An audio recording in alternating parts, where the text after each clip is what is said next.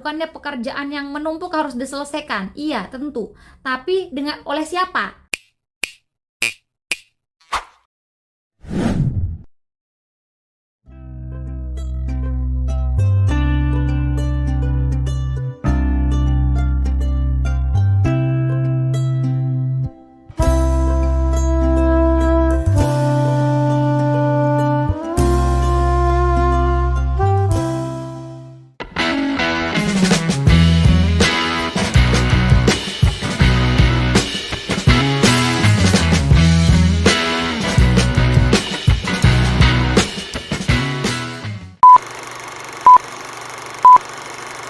Assalamualaikum warahmatullahi wabarakatuh. Terima kasih karena kalian sudah klik video ini. Selamat datang di channel aku. Salam kenal, aku Lili Hernawati.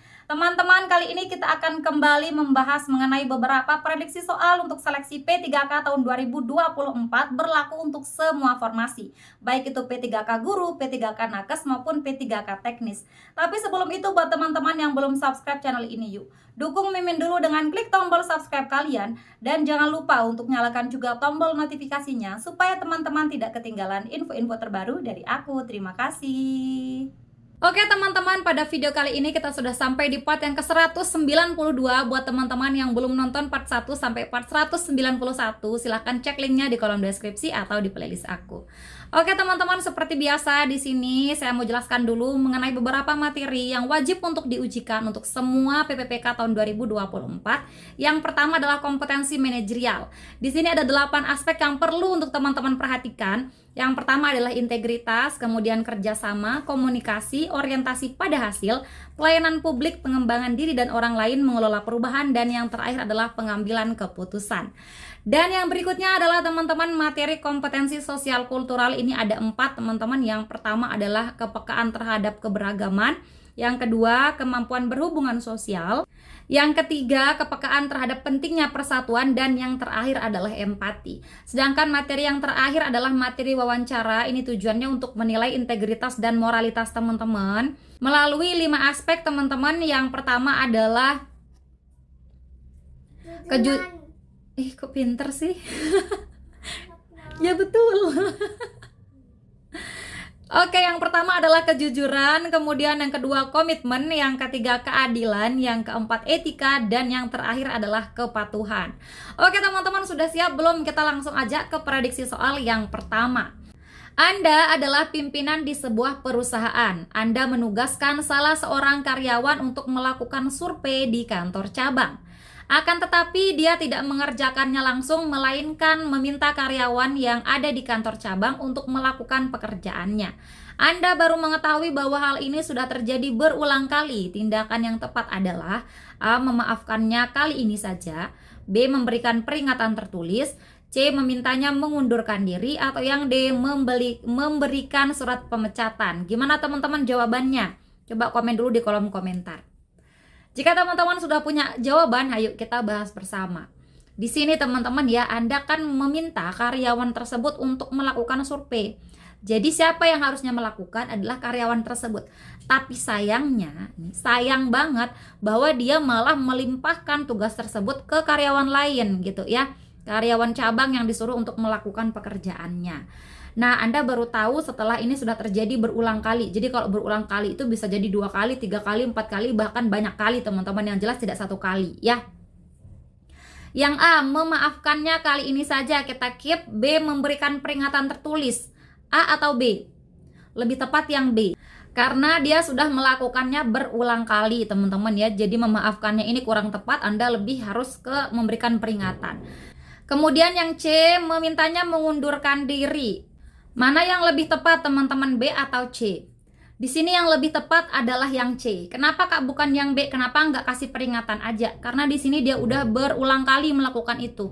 Jadi beberapa kali dia tidak melakukan tugasnya dengan baik teman-teman ya. Dia dalam keadaan sadar melakukan itu ya, tidak dalam tekanan. Kenapa bisa bilang begitu? Karena berulang kali. Ya, kalau cuma sekali mungkin dia dalam keadaan terdesak, tapi kalau sudah berulang kali itu bukan dalam keadaan terdesak lagi, tapi dalam keadaan dia sadar sepenuhnya teman-teman ya. Jadi yang B ini kurang tepat. Kemudian yang D, memberikan surat pemecatan. C atau D? Di sini teman-teman yang lebih tepat adalah yang D. Jadi teman-teman harus tegas ya, harus tegas. Langsung aja kasih surat pemecatan. Karena kalau mengundurkan diri dia belum tentu mau teman-teman ya. Jadi yang lebih tepat di sini yang D yang memiliki poin 4, C poinnya 3, B 2 dan A1. Ini terkait dengan manajerial teman-teman ya. Aspeknya silahkan teman-teman tulis di kolom komentar. Hai teman-teman, siapa nih yang belum sama sekali ikutan bimbel di aku? Yuk ikutan dulu karena sekarang kita udah sampai di bimbel batch 9. Alhamdulillah banget meskipun bimbel batch 8 belum dimulai, tapi kita sudah kepenuhan kuota teman-teman dan sekarang kita udah buka untuk bimbel batch 9. Nah, teman-teman, di sini kita akan bahas mengenai materi manajerial, sosial, kultural dan juga wawancara berlaku untuk semua formasi. Jadi teman-teman nggak perlu khawatir selama kalian daftar untuk menjadi PPPK 2024, teman-teman bisa banget untuk daftar di bimbel aku ini. Di sini ada 4 kali pertemuan. Setiap pertemuan kita akan bahas 20 soal, teman-teman. Ada pretest, ada post-test, ada rekaman video buat teman-teman yang mungkin berhalangan hadir. Dan ada juga PDF dari soal-soal yang kita bahas pada saat bimbel. Jadi teman-teman tunggu apa lagi? Langsung aja daftar dengan hubungi WA Mimin yang ada di sini. Dan buat teman-teman juga yang udah ikutan dari bimbel batch 1 sampai bimbel batch 8, bisa banget untuk ikutan bimbel lanjutan di aku untuk pemantapan. Tentunya soal-soalnya lebih hot dan juga harganya lebih terjangkau. Oke teman-teman, tunggu apa lagi? Aku tunggu ya. Dadah! Oke teman-teman, siap lagi ya. Kita langsung aja ke soal yang nomor 2. Pak Ahmad adalah seorang pimpinan. Ia sudah menyetujui surat cuti selama 3 hari dari karyawannya yang bernama Budi. Pada surat tersebut tertulis cuti diberikan mulai pukul 7 sampai pukul 14. Sehingga pada pukul 14 hingga pukul 17, Budi harus bekerja seperti biasanya. Akan tetapi pada hari pertama dan kedua, ia cuti sehari penuh sehingga pekerjaannya menumpuk. Tindakan Pak Ahmad adalah A. Membiarkan Budi kali ini dan meminta karyawan lain untuk menangani pekerjaan Budi. B. Memberikan teguran pada Budi agar menyelesaikan pekerjaannya sesuai dengan ketentuan cuti. C. Membiarkan tugas Budi menumpuk agar ia belajar tanggung jawab menyelesaikan pekerjaannya sendiri. Atau yang D. Meminta Budi untuk mengajukan surat pengunduran diri jika ia sudah tidak berkenan bekerja. Gimana teman-teman kira-kira jawabannya? A, B, C, atau D? Silahkan komen di kolom komentar. Oke teman-teman, apakah teman-teman sudah komen di kolom komentar apakah ini soal yang termasuk hot atau tidak? Oke teman-teman, jika teman-teman sudah punya jawaban, yuk kita bahas bersama. Di sini kita lihat teman-teman ya bahwa Anda di sini adalah Pak Ahmad, seorang pimpinan. Nah, seorang karyawan Anda sudah disetujui cuti dari jam 7 sampai jam 2 siang ya, sehingga dari jam 2 sampai jam 5 sore dia masih tetap bekerja. Sayangnya hari pertama dan kedua dia cuti full dari jam 7 sampai jam 17, sehingga pekerjaannya menumpuk. Katanya teman-teman ya, pekerjaannya menumpuk. Nah, tindakan Anda gimana? Membiarkan Budi kali ini dan meminta karyawan lain untuk menangani pekerjaannya. Jadi yang menangani pekerjaannya di hari ketiga adalah orang lain ya, hari ketiga. Kenapa ke hari ketiga? Karena kan pekerjaannya di soal sudah disebutkan menumpuk. Jadi hari pertama dan kedua memang tidak diselesaikan. Jadi dia menumpuk hari pertama kedua. Sehingga hari ketiga kita butuh solusi gitu teman-teman ya. Apakah dengan meminta karyawan lain untuk menangani ini pekerjaannya si Budi atau gimana? Kemudian yang B, memberikan teguran pada Budi agar menyelesaikan pekerjaannya sesuai dengan ketentuan cuti. Kasih teguran katanya ya untuk Budi. A atau B? Di sini yang lebih tepat adalah yang B, teman-teman. Kenapa Kak bukan yang A? Bukannya pekerjaan yang menumpuk harus diselesaikan? Iya, tentu. Tapi oleh siapa? Ya, apakah oleh karyawan lain atau oleh si Budi sendiri? Harusnya oleh si Budi sendiri, karena butuh teguran si Budi ini ya, supaya dia jadi tahu ya bahwa itu pekerjaan dia, tanggung jawab dia teman-teman ya. Jadi yang A kita eliminasi. Kemudian yang C, membiarkan tugas Budi menumpuk katanya ya agar ia bertanggung jawab. B atau C? Tentu yang B, karena yang C ini tidak ada tindakannya. Ya udah biarin aja si Budi sadar sendiri, itu yang C. Tapi kalau yang B ada teguran ya, karena dia udah salah 2 hari. So yang C ini kurang tepat ya, karena dibiarin aja. Kemudian yang D, meminta Budi untuk mengajukan surat pengunduran diri jika ia sudah tidak berkenan bekerja. B atau D? Lebih tepat yang B. Kenapa? Karena si Budi ini masih ada kesempatan untuk memperbaiki kesalahannya di hari ketiga teman-teman ya. Jadi tidak langsung minta dia untuk mengajukan surat pengunduran diri. So di sini yang B yang memiliki poin 4. Nah silahkan teman-teman coba komen di kolom komentar poin 321-nya di mana. Hai teman-teman, buat teman-teman yang mau ikut seleksi PPPK Guru tahun 2024, di sini aku mau rekomendasikan kalian untuk mengikuti bimbel kompetensi teknis yaitu SJT Situational Judgment Test untuk persiapan PPPK tahun ini. Ada 6 kali pertemuan, masing-masing pertemuan kita bahas 15 soal, ada pretestnya juga, dan buat teman-teman yang mungkin berhalangan hadir, nanti akan ada video rekaman bimbel. Ada PDF soal-soal dan ada juga grup WA. Jadi tunggu apa lagi buat teman-teman yang berminat untuk ikut, mumpung kuota belum penuh, langsung aja join dengan WA nomor admin yang ada di sini. Oke teman-teman, aku tunggu ya. Semoga bermanfaat. Dadah. Oke teman-teman, jika sudah kita lanjut lagi ya ke soal yang nomor 3.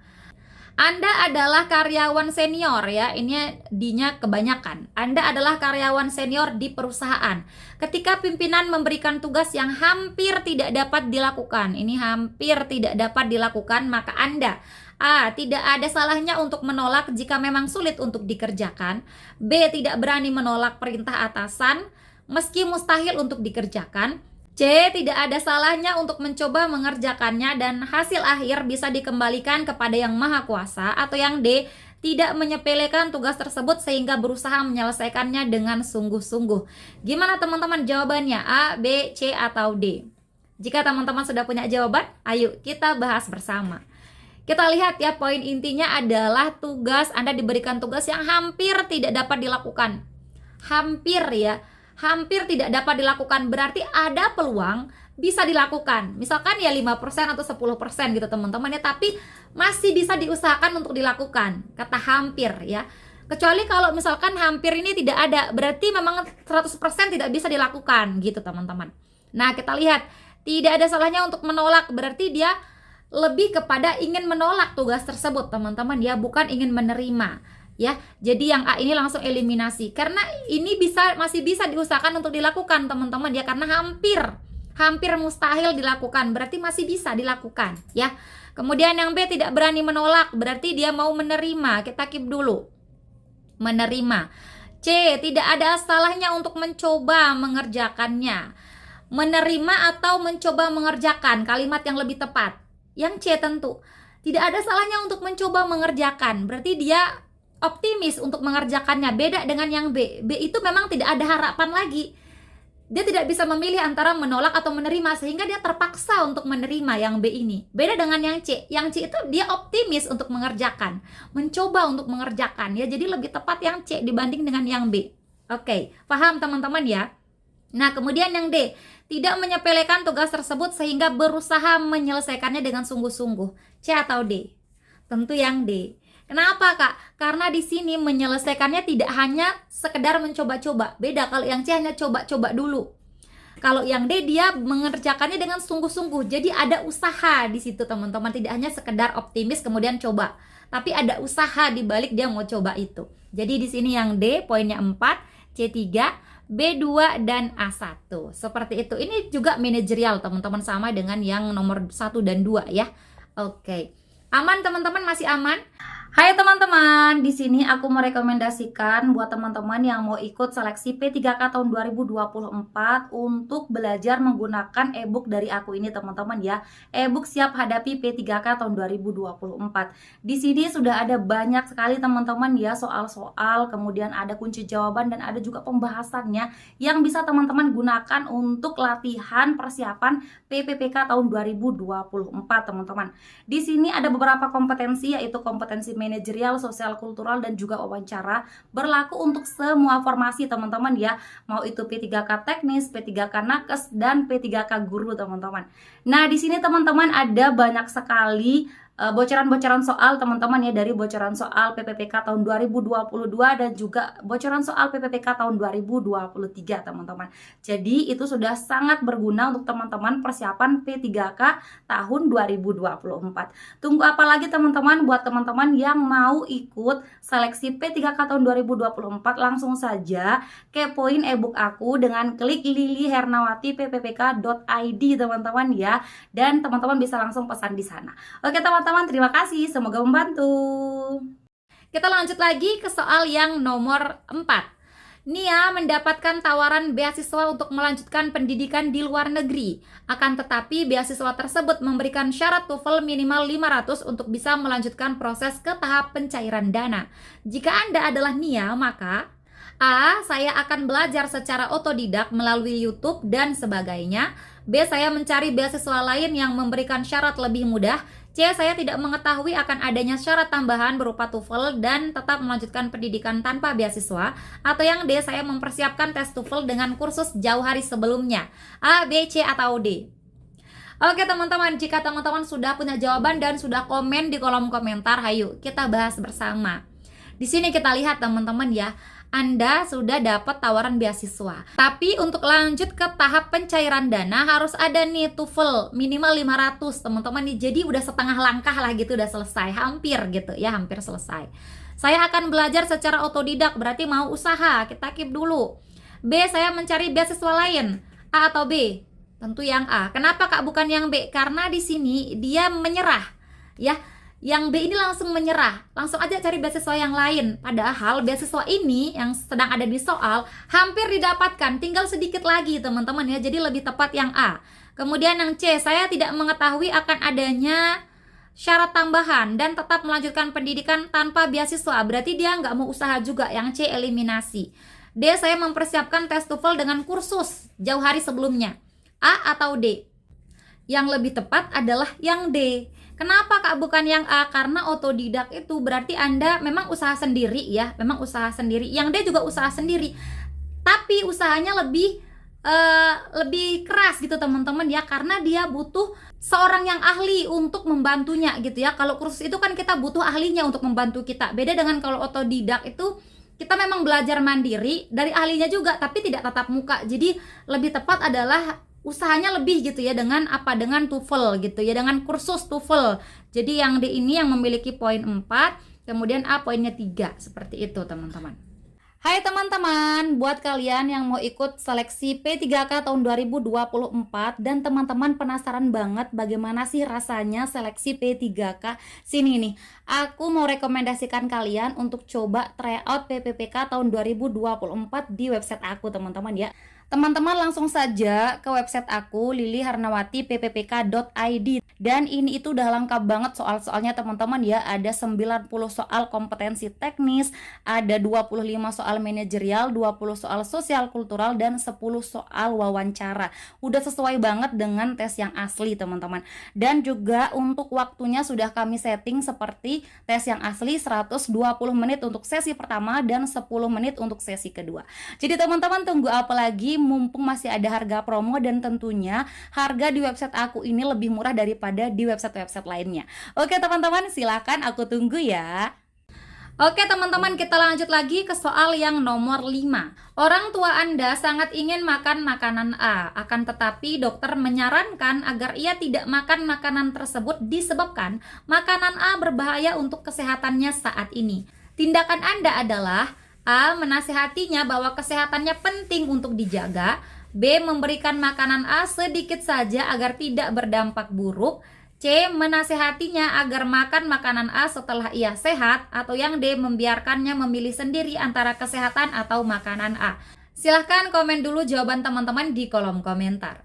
Jika sudah, kita bahas bersama teman-teman ya. Kita lihat bahwa orang tua Anda pengen makan makanan A, tapi makanan A berbahaya untuk kesehatannya saat ini. Nah, gimana tindakan Anda? Menasehatinya bahwa kesehatannya penting untuk dijaga, katanya teman-teman ya, kita keep dulu. B. Memberikan makanan A sedikit saja. Ini berarti Anda memberikannya makanan yang berbahaya untuknya saat ini. Jadi yang B nggak boleh dipilih teman-teman. C. Menasehatinya agar makan makanan A setelah ia sehat. A atau C? Lebih tepat yang C. Kenapa Kak bukan yang A? Karena kalau yang A ini hanya menasihatinya untuk menjaga kesehatannya saja. Tapi kalau yang C memberikan harapan dia untuk bisa sembuh. Jadi bisa dimakan makanan A itu ketika dia sudah sembuh. Jadi ada harapan dia untuk sembuh. Gitu teman-teman. Kalau yang A belum tentu ada harapan dalam kalimat itu agar orang tuanya sembuh nanti. Gitu teman-teman ya. Beda yang A dengan yang C. Jadi yang A kita eliminasi. Kemudian yang D. Membiarkannya memilih sendiri antara kesehatan atau makanan. Ini lebih kepada mengancam teman-teman ya, mau sehat atau mau makan gitu teman-teman, lebih kepada ancaman. Jadi yang D juga kurang tepat, lebih tepat yang C, poinnya 4. Hai teman-teman, buat kalian yang mau ikut tes moderasi beragama untuk seleksi P3K tahun 2024 ataupun seleksi yang lainnya, di sini aku mau rekomendasikan kalian untuk belajar menggunakan ebook dari aku ini teman-teman ya. Di sini sudah lengkap teman-teman ya, ada materi, soal, kunci jawaban dan juga pembahasannya berdasarkan bocoran soal dari P3K tahun 2022 dan 2023. Jadi tunggu apa lagi teman-teman, langsung order ya. Bisa langsung ke website kami lilihernawati.ppk.id atau bisa menghubungi nomor WhatsApp yang ada di website tersebut. Oke teman-teman, terima kasih. Gimana teman-teman, 5 soal sudah cukup? Jika belum cukup, kita lanjut lagi ke soal yang nomor 6. Tempat kerja Anda kedatangan karyawan baru. Anda diminta untuk memperkenalkan wilayah sekitar kantor dan juga tugas-tugasnya. Anda memiliki kesibukan sehari-hari yang harus dikerjakan juga. Tindakan Anda adalah A. Mendahulukan pekerjaan saya sebelum menemaninya. B. Menemaninya sebentar dan melanjutkan aktivitas saya sehari-hari. C. Saya menemaninya hanya saat saya memiliki waktu luang. Atau yang D. Menemaninya sambil menyelesaikan tugas saya sehari-hari. Gimana teman-teman jawabannya? Hai teman-teman, buat teman-teman yang mau ikut seleksi PPPK Guru untuk PGSD, di sini aku mau rekomendasikan kalian belajar pakai ebook dari aku ini teman-teman ya. Di sini sudah lengkap, ada soal-soal kompetensi teknis, manajerial, sosial kultural dan juga wawancara. E-book ini berisi 200 bocoran soal kompetensi teknis dan juga 68 bocoran soal manajerial, sosial kultural dan juga wawancara. Jadi buat teman-teman silahkan teman-teman belajar pakai ebook dari aku ini dan jangan lupa dikembangin lagi soal-soalnya untuk latihan teman-teman ya. Tunggu apa lagi, langsung aja order melalui WA admin dan juga bisa melalui website aku di lilihernawati.ppk.id. Oke teman-teman, terima kasih, semoga membantu. Oke teman-teman, untuk soal nomor 6 ini adalah soal nomor terakhir. Seperti biasa, bantu aku untuk ramein video ini dengan komen dulu di kolom komentar jawaban teman-teman apa, A, B, C, atau D. Dan jangan lupa untuk sertakan juga alasannya. Oke teman-teman, kita insya Allah akan bahas di next part teman-teman ya, part 193. Terima kasih teman-teman, semoga bermanfaat. Dadah! Oke teman-teman, sekian dulu video kita kali ini. Terima kasih untuk partisipasi kalian dan terima kasih juga karena teman-teman sudah menonton video ini sampai akhir. Jika menurut kalian video ini bermanfaat, jangan lupa dukung Mimin dengan klik like, komen, subscribe, dan nyalain juga tombol loncengnya. Dan jangan lupa untuk share video ini ke teman-teman kalian yang lain supaya manfaatnya tidak berhenti di kalian. Oke teman-teman, terima kasih. See you next time and bye-bye. Assalamualaikum warahmatullahi wabarakatuh.